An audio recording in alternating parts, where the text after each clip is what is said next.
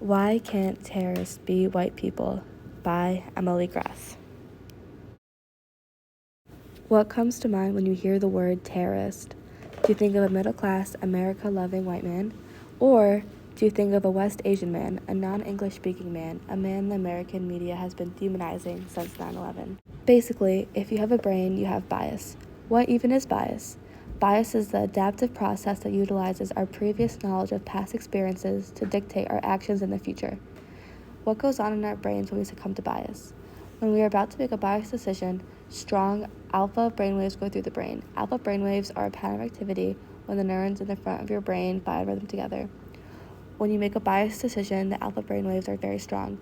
When you make an unbiased decision, the alpha brainwaves are weaker.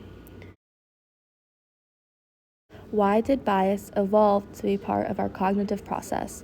Scientists have viewed bias as design flaws in our brains.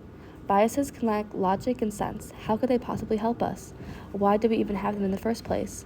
In our ancestral past, we needed cognitive bias. It positively impacted our ancestral fitness. Our cognitive bias led us away from potentially dangerous situations. It informed us about our potential mates and helped us make choices about who to trust. And we still have that bias today. About what you know about the Middle East. Think about what Middle Eastern historical figures you know.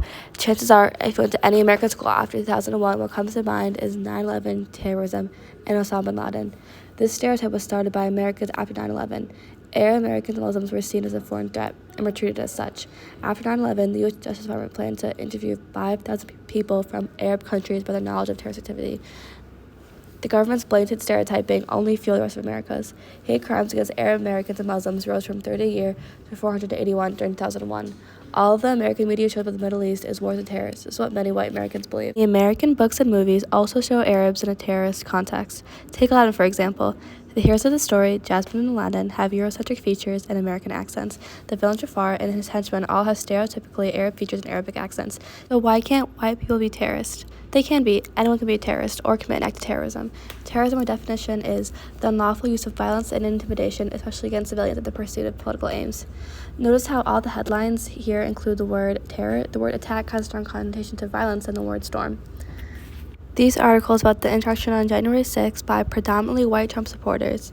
Notice how the word terror, terrorist, or even attack are not used. The mob used violence and intimidation against civilians in the pursuit of their political beliefs.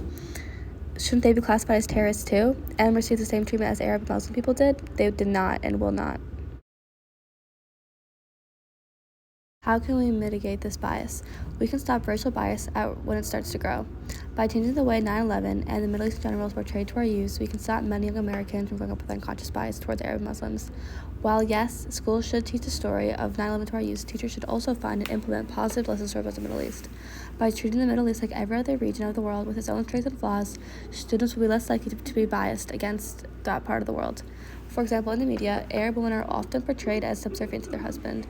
When children watch this media, that will influence their idea of Arab Muslim women as weak and unvalued. If they instead watch media depicting Arab Muslim women as strong and independent, it will help mitigate their bias towards the stereotype that all Arab Muslim women have been oppressed by their culture.